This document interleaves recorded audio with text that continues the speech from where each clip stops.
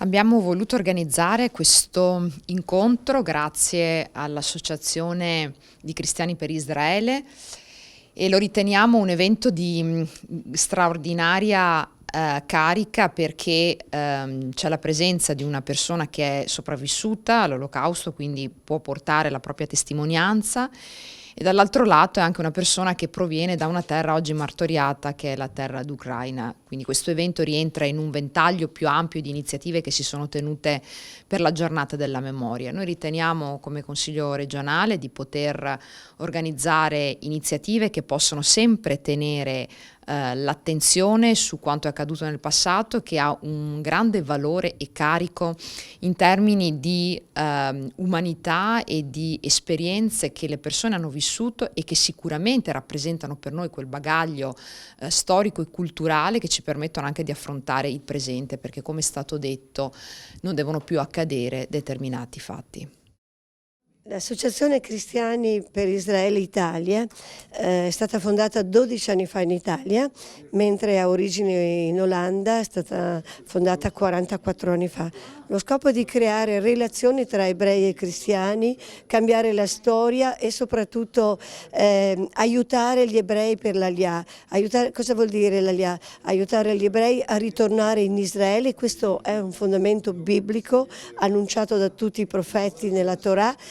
Quindi noi lavoriamo per l'Aliyah, lavoriamo per mantenere la storia dell'Olocausto, diffonderla in tutti i territori, in particolar modo in Ucraina, che ha avuto una storia drammatica, difficilissima e non è conosciuta all'Occidente. Abbiamo dato molta attenzione alla storia dell'Olocausto dell'Europa occidentale, ma stiamo dando una maggiore attenzione in questo periodo alla storia dell'Olocausto dell'Europa dell'Est, tra cui l'Ucraina.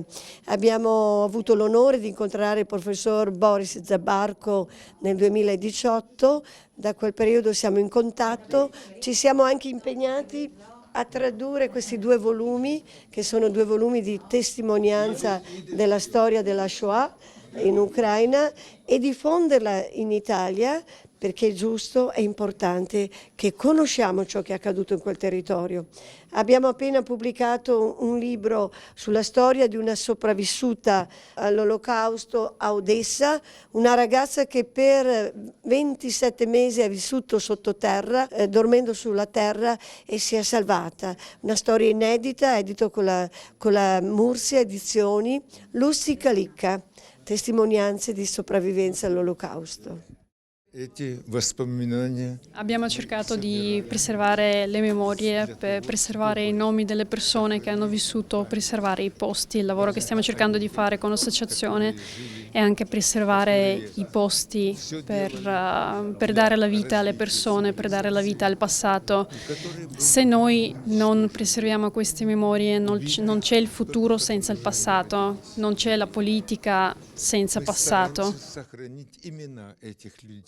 Io raccolgo queste storie per raccontare come la gente lottava per la vita, che è necessario lottare per la verità, per la giustizia. Queste storie raccontano proprio l'importanza di lottare per la verità e giustizia. E racconta anche a che cosa potrebbe portare l'antisemitismo, la mancanza di rispetto dall'uno all'altro, la mancanza di democrazia. Purtroppo ho riconosciuto l'importanza di questo argomento tardi, per le ragioni storiche, per le ragioni di mia vita professionale, ma il fatto che lo abbia riconosciuto adesso mi dà la forza di andare avanti e continuare a raccogliere queste memorie e raccontarli, soprattutto l'importanza di raccontarli alle generazioni future. E di studiare la storia, ma soprattutto imparare dalla storia in modo che non si ripeta più.